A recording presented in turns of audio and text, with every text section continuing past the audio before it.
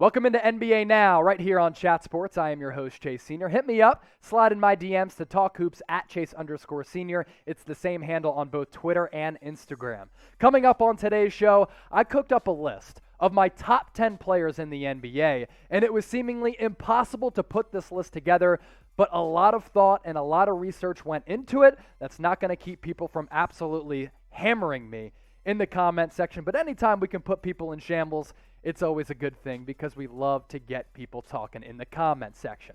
As for my honorable mentions, guys just outside the top 10, Donovan Mitchell has to be in this conversation because of the jump that he took last year. Wouldn't surprise me one bit if he averages around 30 points per game for the Utah Jazz this upcoming season. Devin Booker was excellent in the NBA playoffs, 25.5 points per game last year. I'm not quite on the Kobe Bryant comparisons, but Devin Booker, his stock is certainly soaring. Bradley Beal, one of the best bucket getters across the NBA, finished second behind Steph Curry as far as the NBA scoring title. He can get a bucket anywhere on the floor as well. He is on the precipice of being a top 10 player. And then Joel Embiid, if he doesn't go down with that knee injury against the Washington Wizards, I think he, not the Joker, would have been the most valuable player in the NBA last year.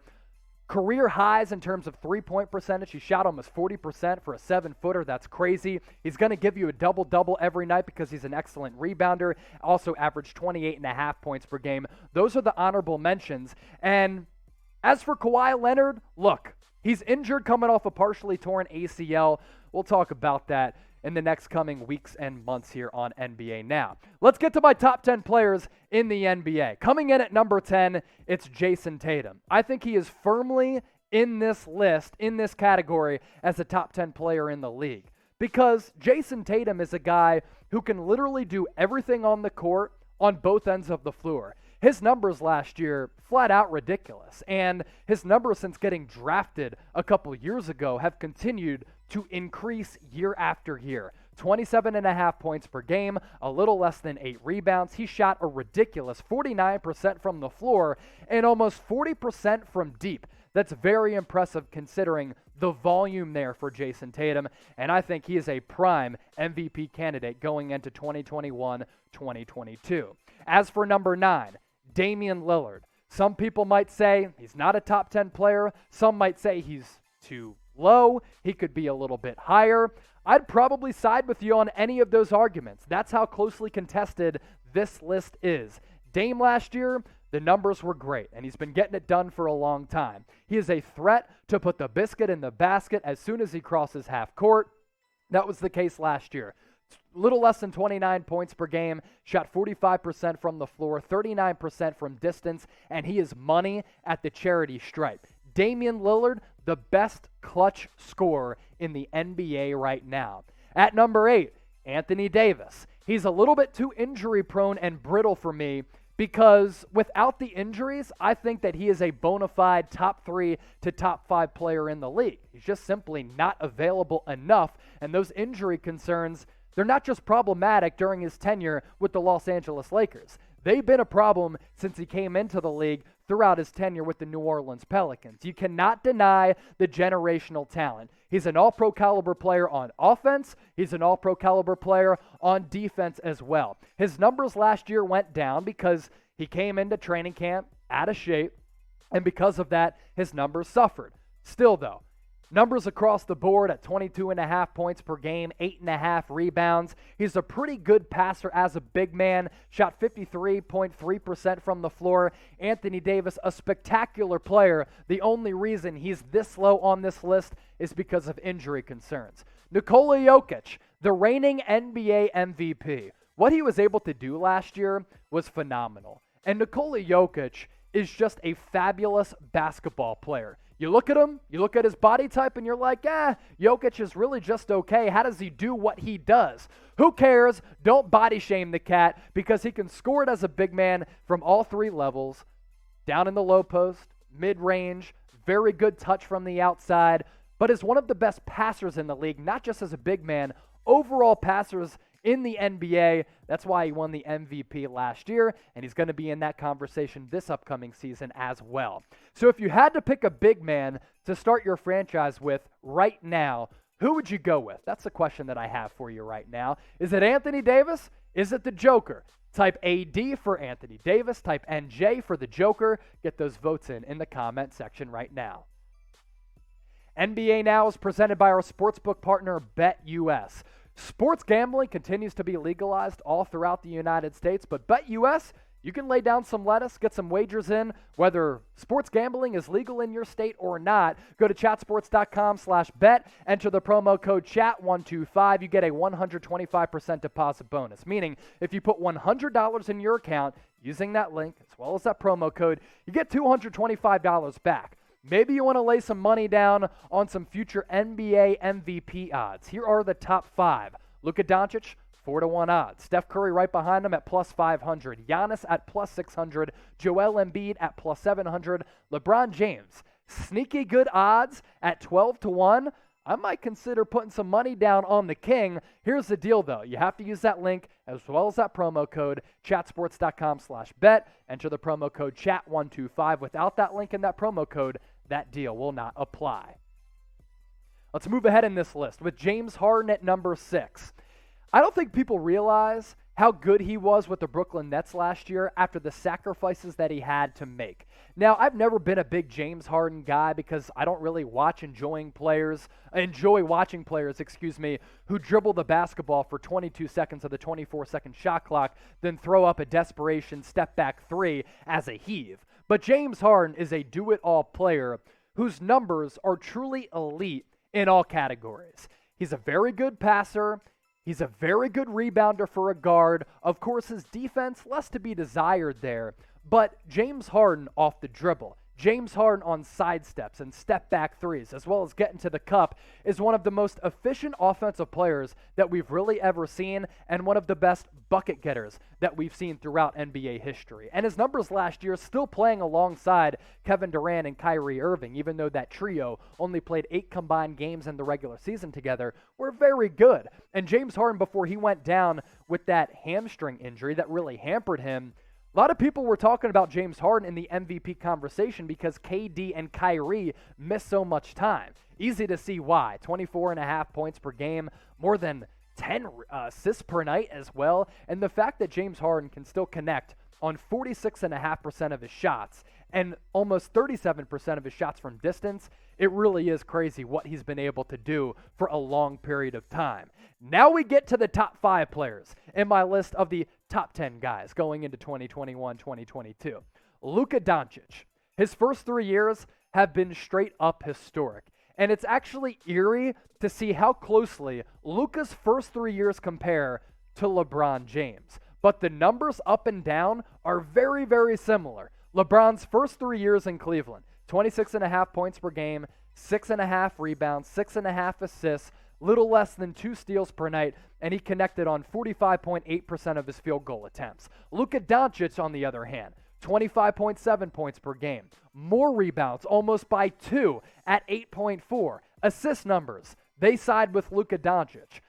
Steals, they go with LeBron. He's definitely the better defensive player and maybe the better all-around player, but field goal percentage, it's a decimal point lower between LeBron James and Luka Doncic. That's pretty crazy to think about. That's how good Luka has been in his first 3 years. Who do you think has had the better first 3 years in their respective careers? Was it LeBron James with Cleveland? Type LBJ. How about Luka Doncic with the Dallas Mavericks, who just signed that rookie max contract extension worth $200+ million? If you think it's Luka, type LD. This is a very close race. I'm interested to see what you guys come up with. Chat Sports is getting closer and closer to 270,000 subscribers. We're one of the largest sports channels on YouTube. Crazy to think about because there are so many live and on-demand sports networks on YouTube nowadays. Hit that red subscribe button. Continue to support us because nobody's doing what we're doing. If you like entertaining and informative NBA as well as NFL coverage, hit that subscribe button down below. This is your one-stop shop for the best NFL and NBA coverage right here on YouTube. Steph Curry, he's in at number 4 for me. I think you can make the argument Steph could be a little bit higher. I thought after the All-Star break last year, he was the best player in the league. Going into the playoffs, I didn't think a single player in the NBA was better than Steph. And in his age 33 season, he put together the best statistical year of his career. Remember that stretch when Steph Curry was just throwing a beach ball into the ocean? He couldn't miss. Won the NBA scoring title, 32 points per game. I can't get over the efficiency for shooting in those shooting splits for Steph Curry. I mean, he really is a generational player, and I'll make the argument that no player has had more of an impact in terms of changing the game than Steph Curry. He comes in at number 4. I expect him to be just as good in his age 34 season. Giannis Antetekounmpo. The jury was out for him going into the playoffs last year, but he proved throughout his playoff run, which was historic, especially in the NBA Finals, that he's a top 5 player in this game, and he is bordering on being one of the best players in the history of the NBA. Check out his NBA Finals stats in 6 games.